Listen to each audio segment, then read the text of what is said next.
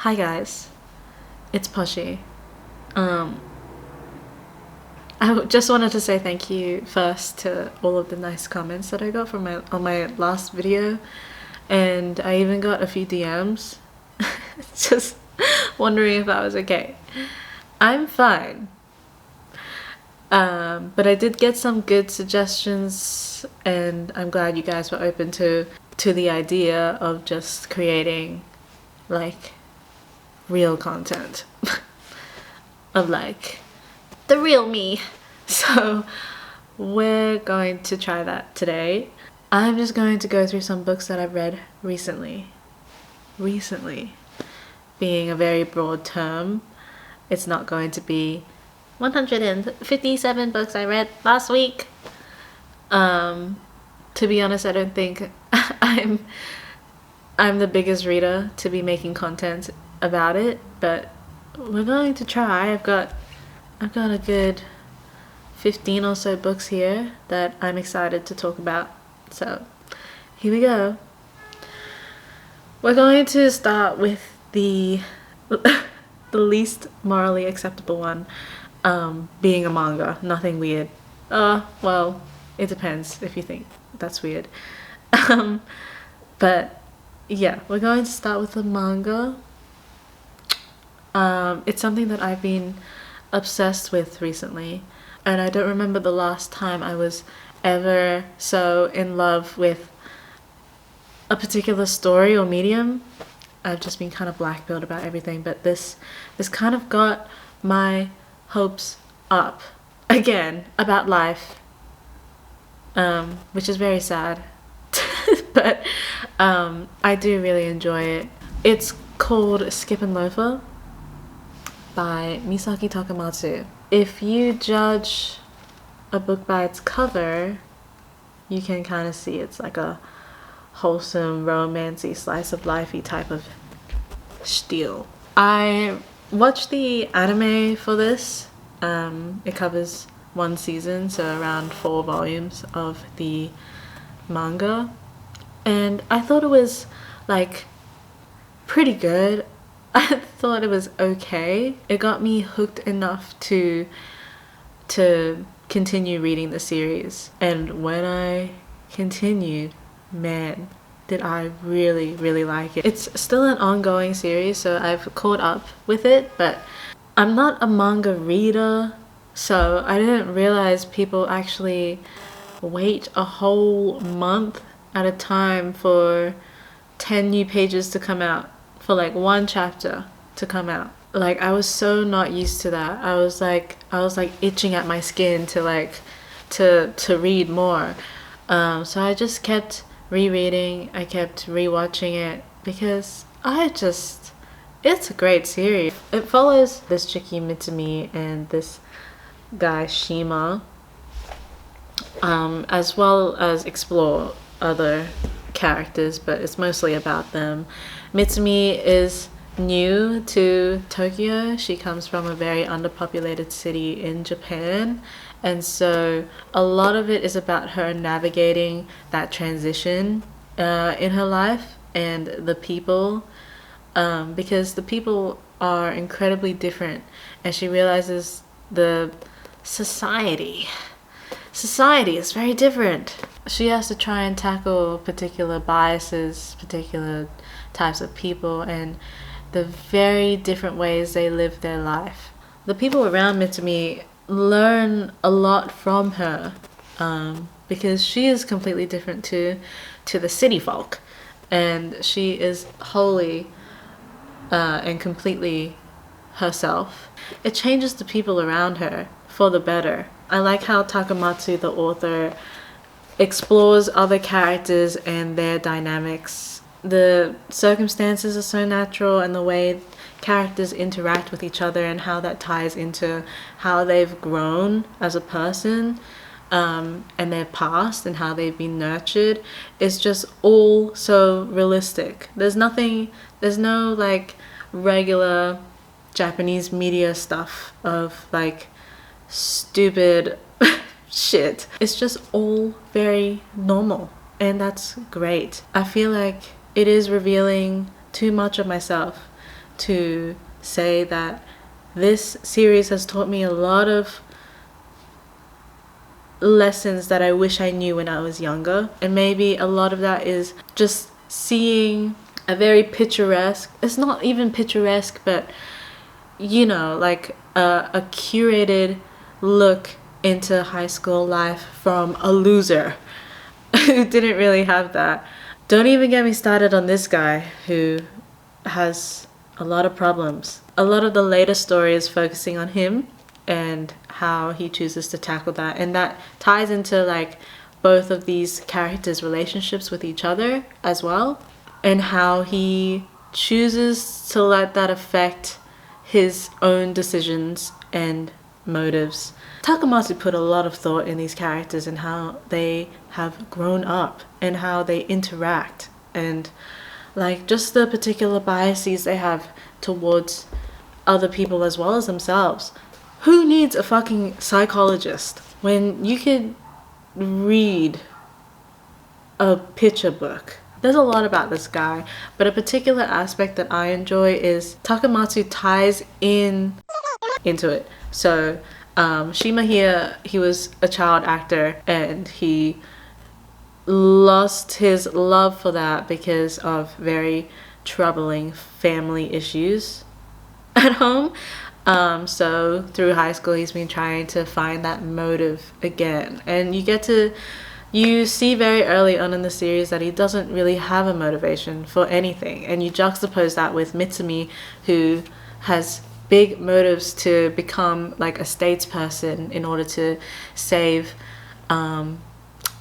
cities like her hometown that are underpopulated and so underserviced by the government. You learn more and more from Shima, like about his past and stuff. There's also like his own inner aspects that he recognizes of jealousy towards people like Mitsumi, towards very driven people, because he doesn't have that drive himself. So he tries to get into acting again to see if it was his own passion versus other people in his life, like his mom's. And it's very interesting how Takamatsu ties that into the story, because it is through acting in a play that he in plays through the high school drama club or whatever, where he finds himself through the character that he's playing, and that's cool. What Takamatsu is exploring more recently now, he's acting for the drama club's rendition of Frankenstein. And it's great how she's tied into his backstory through the story of Frankenstein. I actually ended up reading Frankenstein because of the reference in here.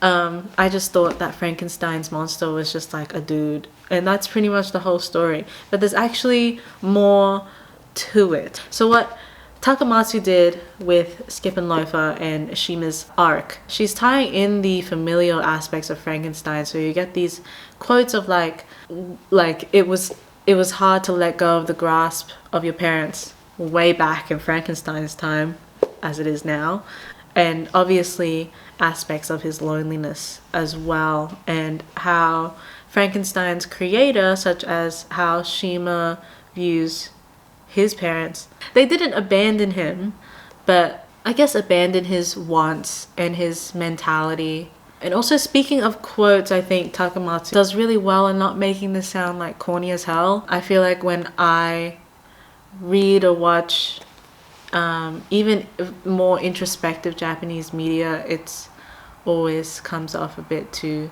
corny and cliche, but I think she does really well here. I would not recommend the physicals of this manga in English because I didn't really enjoy reading it. This might be a compliment more to the translators, but the fan translation is really good for this. I don't like it here. There are aspects where it's not even translated correctly, so there are parts and quotes in here that I really enjoy, and I think young people can really learn from.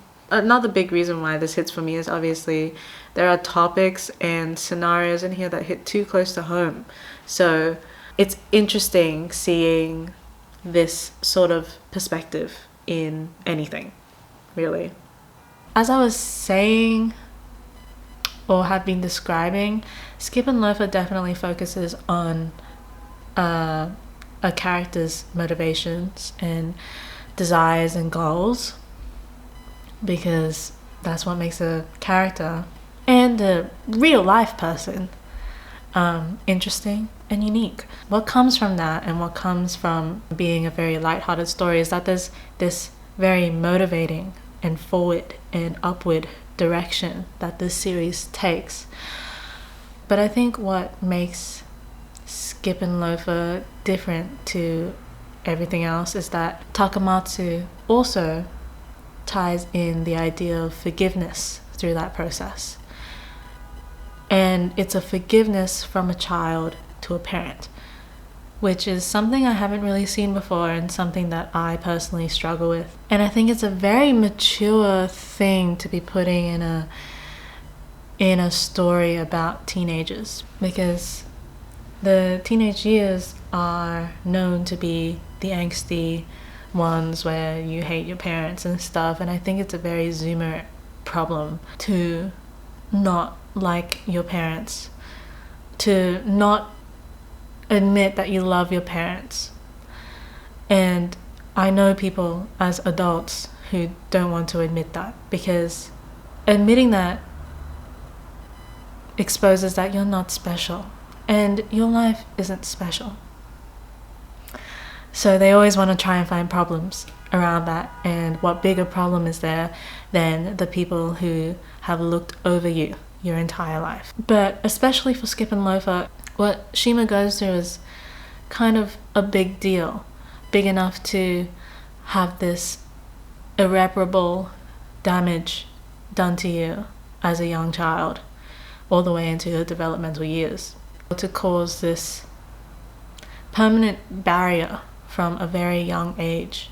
And that's what Takamatsu is trying to tackle right now. And you can see all of the conflicting feelings that happen within Shima about it, because he wants to forgive his mom. He feels terrible for her. And yet there's still these like angsty teenage parts where you just can't help but feel mad at her. It's like peeking into somebody's life, but the decisions made around it are very mature. Yes, we do get to see the perspective from the parental side, but it's not as cut and paste as that. She showcases that there is this film between the child and the parent that is just very hard to get across to each other. But yeah, I think Takamatsu has just done a great job in flipping the cliche of a romance anime of like city boy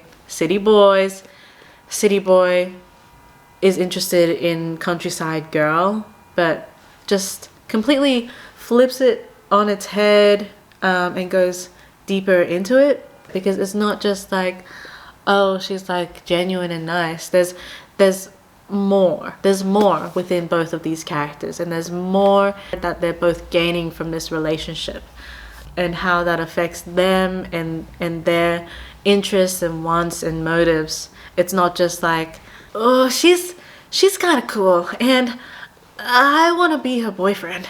Takamatsu shows that there is more to life than that. And I think there's an interview that she has done where she wanted to take the seinen genre, but she wanted to apply that into a general setting. I think this is such a good twist on that. I love a romance anime. I don't love a romance like novel. I really don't. I think they're just horrendous and horrible and I would never touch them. For a romance anime, I would just be like, that's really cutesy and nice and stuff, even if it's stupid. So just combining those genres together, she's just done a great job. If anybody has any similar recommendations, let me know. I've been trying to get into other similar ones by just trying to go to Reddit and seeing what people say, but the other ones I feel like just won't be the same as what this series means to me. So yeah, that's basically all I've been reading. I think it's up to like volume 11 or 12 now. And I've just been rereading it for the past few months. So if you add that all up, I probably read around like 600 books or something, which is definitely almost hitting my reading goal for the year. I think I'll just keep rereading it until I reach my reading goal, because it's so good.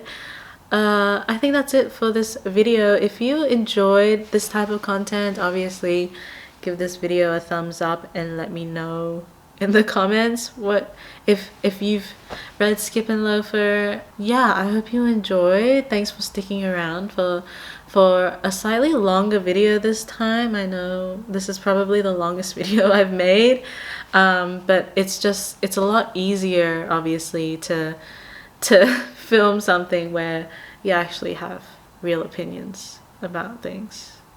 So thanks for watching, and hopefully I see you soon, but you never know. Bye.